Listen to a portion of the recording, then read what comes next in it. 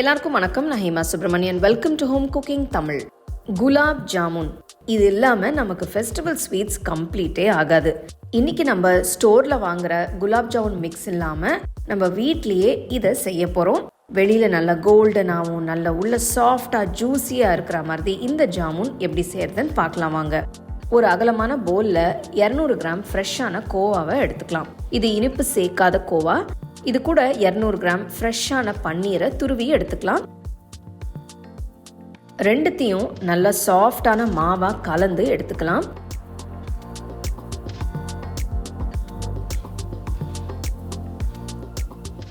உள்ளங்கையில pressure கொடுத்து அழுத்தி பிசைங்க. நல்ல சாஃப்டா வரும். கட்டிகள் இல்லாம நல்ல ஸ்மூத்தா கலந்துக்கணும்.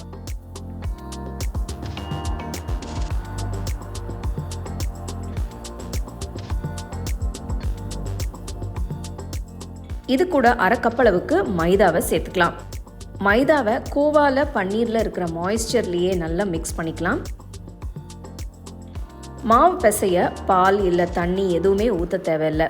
இதுவே போகிறோம். நல்லா சாஃப்டாக மாவை பிசைஞ்சு வச்சுக்கலாம்.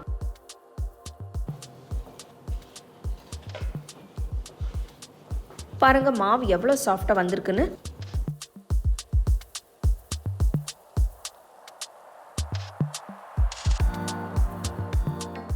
போலை மூடி வச்சு ஒரு 20 நிமிஷம் ஊற விடலாம். இப்போ சர்க்கரை பாக வச்சுக்கலாம். இந்த ரெசிபிக்கு நான் 800 கிராம் சர்க்கரை எடுத்திருக்கேன். இதில் 2 கப் அளவுக்கு தண்ணி ஊற்றிக்கலாம். இது 250 ml கப். நான் ஒரு 1/2 லிட்டர் அளவுக்கு தண்ணி ஊற்றிருக்கேன். நல்லா கலந்து விடுங்க. சர்க்கரை நல்லா கரையட்டும்.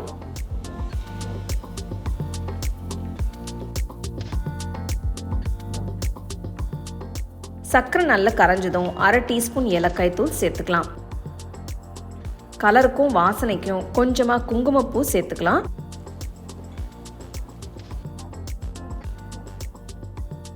ஸ்டோவை லோ ஃப்ளேம்லேயே வச்சு ஒரு 5 நிமிஷம் கொதிக்க விடுங்க.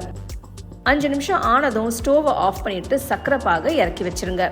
மாவு 20 நிமிஷமா ஊறிட்டு இருக்கு. இப்போ இதுல இருந்து கொஞ்சம் கொஞ்சமா எடுத்து சின்ன சின்ன உருண்டையா உருட்டிக்கலாம்.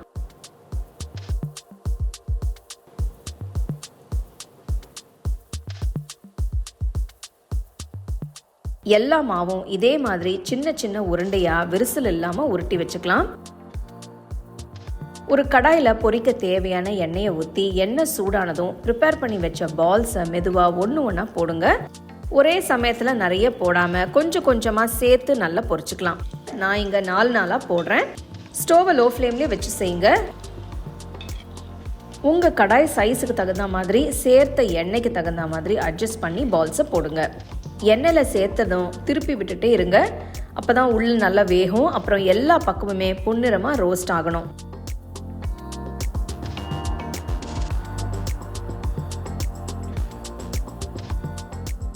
நல்லா வறுப்பட்டதும் எண்ணெயிலேருந்து எடுத்துட்டு ஒரு பிளேட்டில் வச்சிருங்க.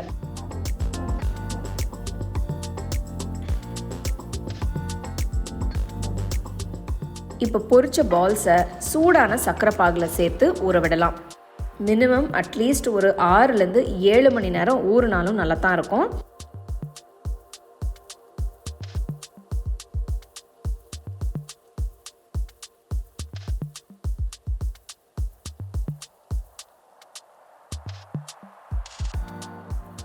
ரொம்பவே டேஸ்டியான குலாப் ஜாமுன் ரெடி ஆயிடுச்சு. இது நம்ம வீட்லேயே பண்ணுறதுனால டேஸ்ட்டும் ரொம்ப அருமையாக இருக்கும்.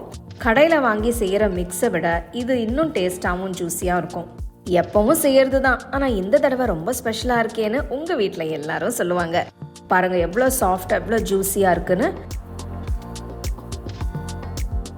கோவா பன்னீரை எல்லாம் சேர்த்து நல்லா ரிச்சாக செய்யறதுனால வாயில் போட்ட உடனே கரைஞ்சிரும். ஸோ வீட்டில் ஏதாவது ஸ்பெஷல் ஒகேஷன்ஸ் இருக்கும்போது கண்டிப்பாக இந்த ரெசிபியை நீங்கள் ட்ரை பண்ணி உங்கள் ஃபேமிலி ஃப்ரெண்ட்ஸோடு ஷேர் பண்ணிக்கோங்க.